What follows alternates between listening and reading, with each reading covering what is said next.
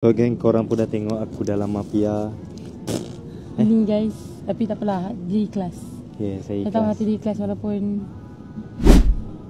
okey je. So 2021 saya akan galas tanggungjawab sebagai seorang suami, dan saya akan jaga awak start daripada 2021 sampai saya mati.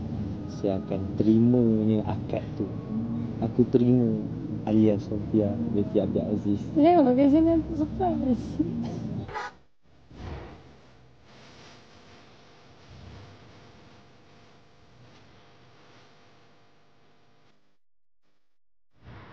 Hari bulan 1, okey? 2020 Nikah. nikah. Saya tak main-main kan? Nah, tak ada point dia tahan. So dalam ramai-ramai awak bercinta, akhirnya saya lah orang terakhir yang menjadi cinta awak. InsyaAllah. Alia Sofia binti Abdul Aziz. Saya jadi bini orang dah. Kita jumpa 2 hari bulan 1 2026.